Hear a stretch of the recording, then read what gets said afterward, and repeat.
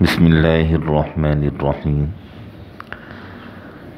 اللہم صلی وسلم علی سیدنا و مولانا محمد وعلی آل سیدنا و مولانا محمد وبارک وسلم وصلی علیہ۔ حضرت صلی اللہ علیہ وسلم کے زمانے میں ایک خاتون صحابیہ آپ صلی اللہ علیہ وسلم کے پاس تشریف لائیں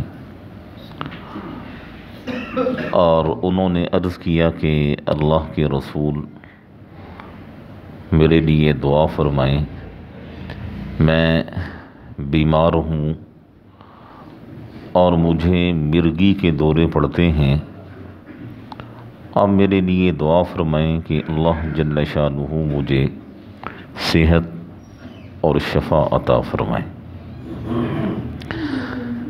ایک چیز ذہن میں رکھیں، بیماری یہ بھی اللہ پاک کی طرف سے ایک بہت بڑی نعمت ہے، تنگ دستی یہ بھی اللہ جل شانہ کی طرف سے بہت بڑی نعمت ہے، پریشان کن حالات کا آ جانا یہ بھی اللہ جل شانہ کی طرف سے نعمت سے کم نہیں ہے۔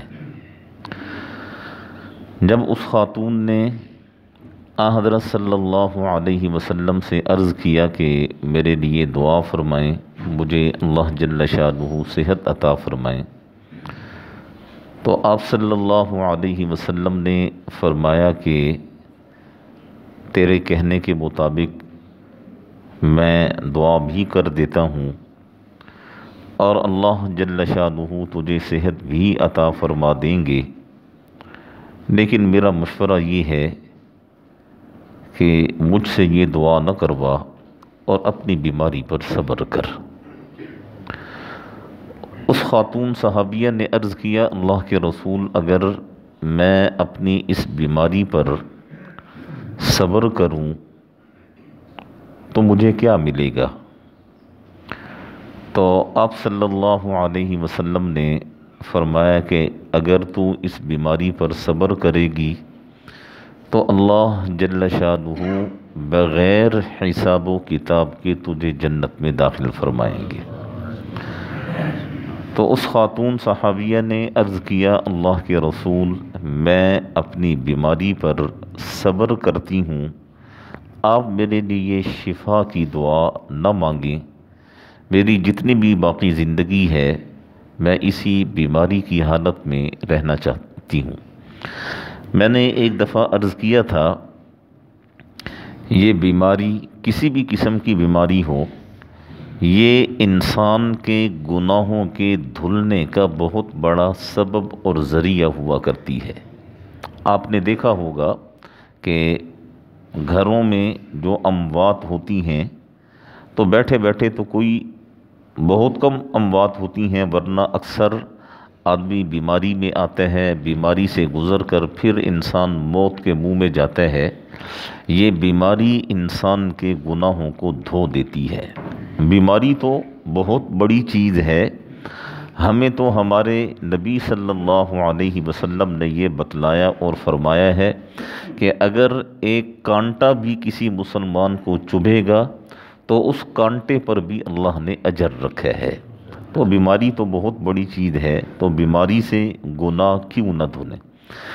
اس صحابیہ نے عرض کیا، اللہ کے رسول میں صبر کرتی ہوں لیکن میری ایک گزارش ہے، اتنی دعا ضرور فرما دیں۔ میری صورتحال یہ ہے، جب مجھے دورہ پڑتا ہے تو میرے سر سے دوپٹہ ہٹ جاتا ہے، میرے بدن سے کپڑا ہٹ جاتا ہے اور مجھے کچھ ہوش نہیں ہوتا، میں اپنے آپ میں نہیں ہوتی، بس میرے لیے یہ دعا فرما دیں کہ جب مجھے دورہ پڑا کرے تو میرے بدن سے کپڑا نہ ہٹے۔ آپ صلی اللہ علیہ وسلم نے فرمایا کہ ہاں، یہ دعا میں تیرے لیے ضرور کرتا ہوں۔ چنانچہ آپ صلی اللہ علیہ وسلم نے دعا فرمائی اور صحابہ کرام نے لکھا ہے، بتایا ہے کہ جب دعا کے بعد پھر جب بھی کبھی اسے دورہ پڑا ہے تو کبھی اس خاتون کے بدن سے کپڑا نہیں ہٹا۔ اور اس خاتون نے موت تک اپنی بیماری کے اوپر صبر کیا ہے۔ دعا فرمائیں اللہ جل شانہ ہمیں بھی ہر قسم کے حالات پر صبر اور شکر کرنے کی توفیق عطا فرمائیں۔ اسی لیے آپ صلی اللہ علیہ وسلم نے بہت پیاری دعا ہمیں تلقین فرمائی ہے، الحمدللہ علی کل حال۔ اللہ نے جس حالت میں بھی رکھا ہے اس حالت میں انسان کو اللہ کا شکر اور اللہ کی تعریف کرنی چاہیے۔ غربت ہے، تنگ دستی ہے، بیماری ہے، حالات اتنے سخت ہیں کہ انسان بڑی مشکل سے اپنے بچوں کا پیٹ پال رہا ہے، تو شکوہ زبان پر نہیں آنا چاہیے، پھر بھی اللہ کا شکر ادا کرنا چاہیے۔ اور غالباً کل پرسوں میں نے ایک حدیث پاک تلاوت کی تھی، آپ صلی اللہ علیہ وسلم نے فرمایا اپنے سے نیچے لوگوں کی طرف دیکھا کرو، اپنے سے اونچے لوگوں کو مت دیکھو۔